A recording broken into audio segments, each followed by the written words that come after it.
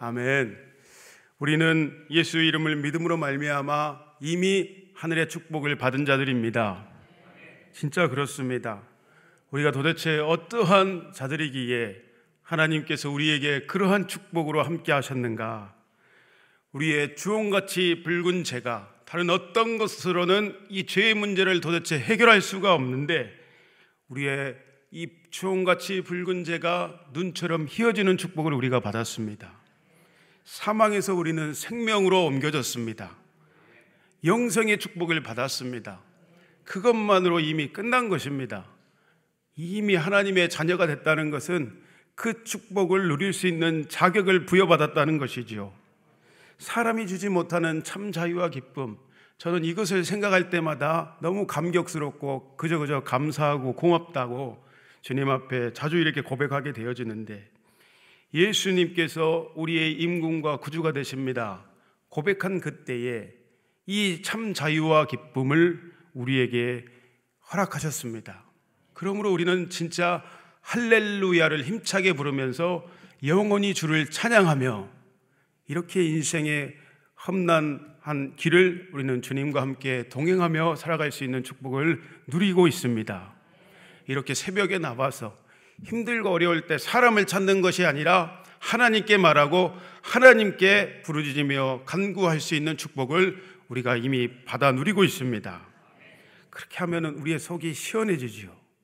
놀라운 축복을 우리가 이렇게 받아서 누리고 있습니다. 오늘 우리가 예수님의 이름으로 그 약속을 따라서 구하기 시작하면 주님께서 들으시고 응답하시는 희한한 일이 우리의 인생 가운데 벌어지고 있습니다.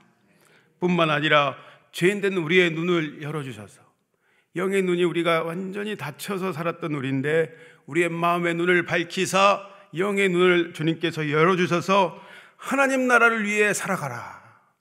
이 땅에서 살아가지만 잠시의 나그네 된 삶 가운데서 아들아 딸아, 너희는 이 땅의 삶에 창념하는 것이 아니라 이 땅을 살아가되 나를 위하여 영원한 기쁨과 영광인 하나님의 나라를 위해서 너희는 살아가라.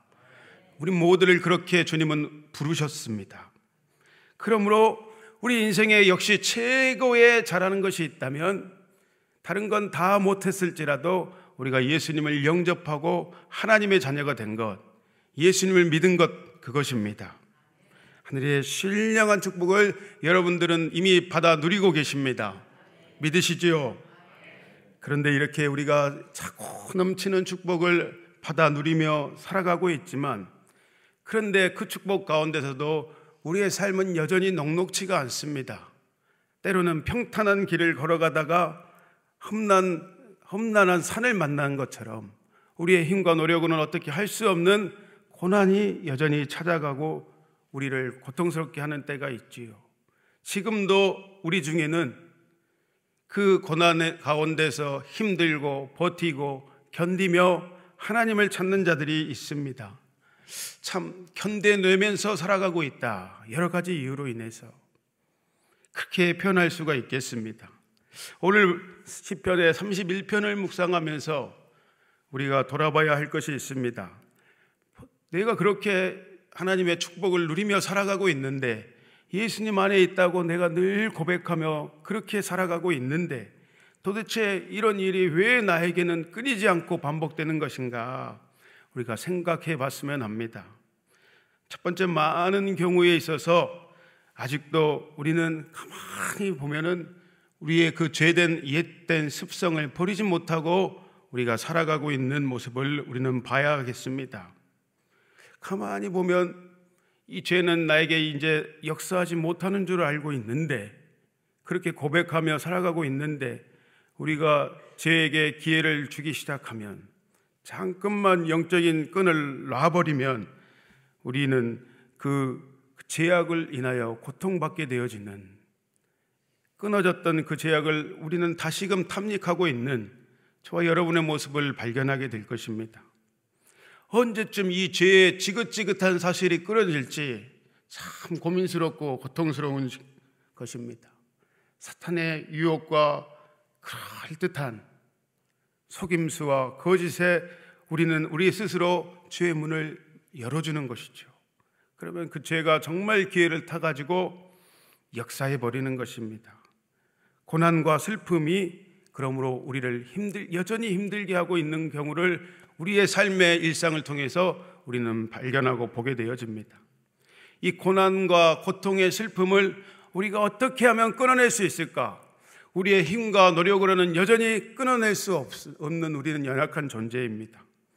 반드시 내가 탐닉하고 있는 그것, 주님보다 더 사랑하고 있는 그것, 우선순위를 주님을 사랑하고 주님 안에 발견되어지기를 원합니다 라고 고백하며 살아가고 있는데, 진짜 내 안에 가만히 비춰보면 탐닉하고 있는 그것을 오늘 우리는 예수의 이름으로 끊어내야 합니다. 방법이 없어요. 주님 더욱 사랑합니다. 주님 아시지요?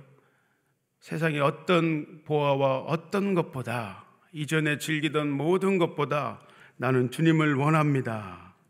이렇게 고백하며 기도하며 나아갈 때에 오늘 죄의 중독은 주의 은혜로 말미암아 반드시 이 순간에 끊어진 줄 믿습니다.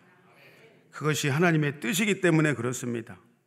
우리가 일상 가운데 하고 있는 염려와 근심과 미래에 대한 불안과 초조, 또 주님 앞에 집중하지 못하게 하는 모든 것들이 가만히 보면 불신의 결과요, 우리가 시선을 놓쳐서 살아가고 있기 때문에 그렇습니다. 주님을 바라봐야 하는데, 믿음의 주요 온전케 하시는 이인 예수를 바라보라 하는 것은 눈을 떼지 않는 것을 이야기해요. 우리가 이 땅을 살아가지만 시선을 주님께로 항상 고정하면서 이 땅을 살아가야 하는데, 그 시선을 놓쳐버릴 때에 우리는 죄의 열매를 맺게 되어집니다. 오늘 주님을 의탁하고 다윗처럼, 많은 믿음의 선진들처럼 주님을 바라보는 일에 승리함으로 우리에게는 좋은 하나님의 선한 열매가 주렁주렁 맺히게 되시기를 주의 이름으로 축복합니다.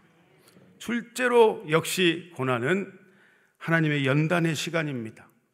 저와 여러분을 쓰시기 위해서, 사용하시려고 정결한 그릇으로 만드시고 빚으시는 과정, 훈련의 시간인 것입니다. 잠언 17장 3절 말씀에 이렇게 기록하지요. 도가니는 은을, 풀무는 금을 연단하거니와. 하나님은 무엇을 연단하고 훈련시키십니까? 우리의 마음을 연단시키신다 했습니다. 반드시 하나님께서 누군가를 쓰시고자 하실 때에는 그 사람을 연단하고 훈련시키시는 것입니다. 훈련과 연단을 통해서 우리는 반석 위에 선 믿음을 환난과 고난 중에도 흔들리지 않고, 풍파가 불어오더라도 주님과 함께 그 자리에 그곳에 서 있는 훈련된 믿음으로 말미암아 반석 위에 우리는 서 있게 되어지는 것입니다. 그러면 그때에 주님의 영광과 빛을 나타내는 정결한 그릇으로 우리가 변화되어 있는 것들을 발견하게 됩니다. 나 스스로도 깜짝 놀라게 되죠. 내가 이렇게 변했구나. 하나님의 은혜가 내게 임해 있구나. 주님이 쓰시기에 합당한 그릇으로 우리는 그 시간들을 통해서 변화되어지고 새롭게 되는 것입니다. 오늘 본문의 저자인 다윗도 하나님과 늘 함께하는 은혜를 받아서 왕으로 세움을 받았지요. 그러나 그의 인생은 평탄해야 되는데 일생이 파란만장한 인생을 살았습니다. 장인 사울에게 쫓겨다녔지요. 이유도 알지 못하는 율이 방황했던 시간에 그에게 임해 있었습니다. 사울은 천천히요, 다윗은 만만이라.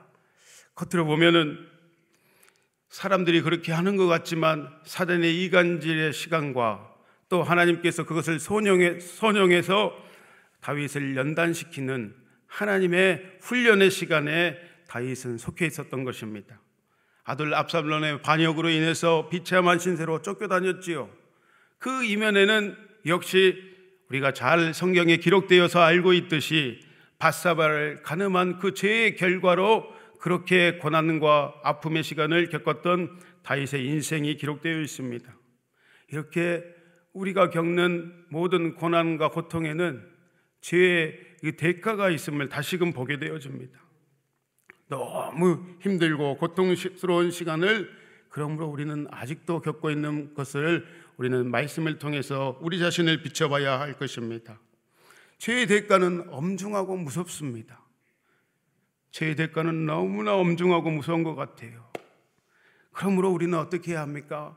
오늘도 우리의 있는 모습 그대로 주님 앞에 나아가므로 반드시 오늘 이 새벽에 우리는 주님의 거룩을 덧입어야 합니다. 우리에게는 거룩이 없는데 하나님의 거룩하심을 덧입어야 우리는 거룩한 성도로서 하나님의 자녀로서 이 땅을 당당하게 살아갈 수 있습니다. 거룩은 죄를 이기고 우리를 승리케 하십니다. 놀랍습니다. 날마다 성도는 은혜를 강구해서 은혜를 오늘도 공급받아야 반드시 승리할 수 있습니다. 주께 힘을 얻어야 그 마음의 시온의 대로가 활짝 열리게 되는 것입니다.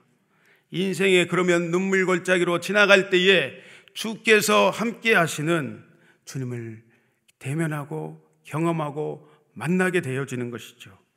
부디 저와 여러분의 삶 가운데 정결한 삶의 열매가 이러므로 주님으로부터 계속해서 맺혀지시기를 축복합니다. 시편의 오늘 본문의 31편은 다윗이 대적들로 인해서 절박한 상황 가운데서 하나님을 호소하고 찾고 구하는 비탄시입니다. 얼마나 마음이 상하고 고통스러웠던지 계속해서 본문에 다윗은 뭐라고 부르짖냐면 여호와여 여호와여 주여 주여를 계속해서 외치고 있습니다. 하나님의 은혜를 끊임없이 갈망하고 있습니다. 9절과 10절의 말씀을 우리 다 같이 읽어봅시다. 여호와여 내가 고통 중에 있사오니 내게 은혜를 베푸소서. 내가 근심 때문에 눈과 영혼과 몸이 쇠하였나이다. 내 일생을 슬픔으로 보내며 나의 연수를 탄식으로 보내며 내 기력이 나의 죄악 때문에 약하여지며 나의 뼈가 쇠하도소이다. 정말 다윗의 이 부르짖음이 처절합니다. 진액을 짜내는 듯한 부르짖음입니다. 인생의 힘든 시간을, 이 고난의 시간을 겪을 때에 우리 자신의 모습이 이와 같습니다. 잠언 17장 22절에 우리가 잘 알듯이 심령의 근심은 뼈를 마르게 한다. 그렇죠. 심령의 근심이 오기 시작하면 일단은 잠을 잘 자지 못합니다. 먹지를 못합니다. 사람들과의 관계가 끊어져 버립니다. 이 고통은 우리의 영혼, 몸 전 존재를 사로잡아 가지고 무너뜨려 버리며 우리가 숨 쉴 수도 없게 딱 만들어 버리는 것이죠. 그러면 다윗은 이를 통해서 바라보고 있습니다. 내적으로 나에게 왜 이런 환난과 고통이 왔는가? 다윗은 오늘 본문에 돌아보고 있습니다. 자신의 죄악이 그것을 기인한 것이 아닌가? 철저하게 자신을 바라보며 탄식하며 다윗은 하나님 앞에 엎드려 회개하고 있는 모습입니다. 내 기력 때문에, 내 이 기력이 나의 죄악 때문에 약해졌습니다. 돌아보니까 내 뼈가 그 원인으로 인해서 쇠해진 것 같습니다. 주님, 반드시 이러한 죄악은 우리를 안으로부터 딱 우겨싸버리고 무너지게 만듭니다. 하나님께 속한 좋은 것들, 영생과 생명에 속한 모든 것들을 앗아가 버립니다. 심령의 비탐에 빠지기도 하고 육체의 질고를 가져다 줍니다. 역시 우리 인생에 속한 이 고난의 환난의 첫 번째 이유입니다. 또 다윗은 인생 가운데서 외부로부터 우겨쌈을 당하는 특별히 가까운 사람들, 이웃과 친척과 가족들에게 버림받는 환난을 겪는 그 아픔을 겪고 있습니다. 본문 4절에 11절에 계속해서 이야기합니다. 4절에 보면은 다윗은 대적들이 비밀이 친 그물과 월무에 빠졌습니다 라고 고백하지요. 11절에 보면은 내가 수많은 모욕을 당했고 가장 친한 친구와 이웃들에게 하나님 배반을 당했습니다. 인생의 가장 큰 아픔과 고통이 주변의 사람들로부터, 가족들로부터 배반당하고 힘든 일을 겪을 때가 가장 힘든 것 같습니다. 본문 12절과 13절에도 계속해서 다윗은 이야기합니다. 완전히 사람들이 하나님 나를 왕따시킵니다. 나를 저 사람들이 아주 작당모의하고 죽이려고 달려듭니다. 어떻게 합니까 주님? 도대체 우리가 이 지경이 되면 고통스러워서 살아갈 수가 없을 것 같은데, 정말 인생 정말 이제 살기가 싫다, 내 안에서부터 이런 이야기가 저절로 나오게 되어지는데, 다윗이 지금 이 지경에 처해 있는 것입니다. 이 경우가 되면 둘 중 하나입니다. 정말 하나님을 원망하고 배반하고 하나님을 떠나든지, 아니면 모든 것 다 내려놓고 내 힘으로는 도저히 이 난간을 돌파할 수가 없습니다, 하나님 도와주십시오, 아니 하나님 나를 살려주십시오, 이렇게 하며 다윗처럼 주님께로 피하게 되어지는 게 우리의 인생입니다. 가장 그런데 인생의 큰 환난과 고통은 무엇인가? 이 두 가지 것을 뒤로 하고 가장 큰 환난과 고통은 주님 안에 있는 줄 알았던, 견고한 줄 알았던 내 신앙과 믿음이 흔들리기 시작하는 그 환난인 것입니다. 우리가 평탄할 때는 이 정도, 나 정도 믿음이면 이제 괜찮다 이렇게 생각했는데, 막상 생각지도 못한 풍파가 닥쳐버리니까 믿음이 송두리째 흔들리는 우리 자신을 보게 됩니다. 내외로 극심한 환난에 다윗은 본문 22절에 보면 이렇게 이야기해요. 내가 놀라서 말하기를 주의 목전에서 끊어졌다 하였사오며. 22절의 말씀입니다. 하나님, 나 하나님께 끊어진 것 같습니다. 하나님이 느껴지지 않아요. 하나님이 배웁지 않아요. 하나님, 큰 환난과 고통입니다. 그런데 인생의 최고의 위기를 맞았구나 하는 그 순간에 다윗은 더 이상 뒤로 물러가지 아니하고 절절하게 고통의 시간에 포기하지 않고 딱 하나 잘한 것이 있다면 하나님께 부르짖고 있다는 것입니다. 오늘 여러분이 하나님 앞에 나와 부르짖으면 살게 되어지는, 빛이 임하게 되어지는, 고난이 끊어지는 하나님의 시온의 대로가 열리는 그 은혜를 하나님께서 주시는 것입니다. 14절과 15절의 말씀이 저와 여러분의 고백이요 또한 다윗의 고백입니다. 우리 다 같이 내 고백처럼 14절과 15절 말씀을 읽어봅시다. 여호와여, 그리하여도 나는 주께 의지하고 말하기를 주는 내 하나님이시라 하였나이다. 나의 앞날이 주의 손에 있사오니 내 원수들과 나를 핍박하는 자들의 손에서 나를 건져주소서. 나를 건져주십시오 주님, 이렇게 고백합니다. 영어 성경에 보니까 이렇게 이야기해요. I trust you, I trust in you, O Lord. 주여, 그래도 나는 당신만을 신뢰합니다. 하늘과 땅 위에 나를 도와줄 자 당신밖에 없습니다 주님. You are my God. 주님, 주님은 나의 주님이시요 나의 하나님이십니다. 이렇게 고백합니다. 이 부르짖음과 간구는 오늘 동일하게 다윗의 시대뿐만 아니라 오늘 이 시간에도, 이 시대에도 하나님께 그대로 상달되는 줄 믿습니다. 때로는 우리가 나를 버린 것 같고 하나님마저도 나를 내 음성에 귀 기울여 주지 않은 것 같은 그때에 우리가 할 수 있는 최고의 방법은 하나님 앞에 나와 피하며 부르짖는 것이다. 믿음의 인내는 하나님 앞에 큰 상급이 기다리는 줄 믿습니다. 그 부르짖는 가운데서 어떤 일이 벌어집니까? 내 속에 진정한 믿음이, 고백이 하나님께 부르짖는 그 순간에 터져 나오게 됩니다. 그러면 내 문제는 온데간도 없고 구속한 주만 보이도다. 그 은혜를 덧입게 되어지죠. 그러면 어떤 일이 벌어지는가?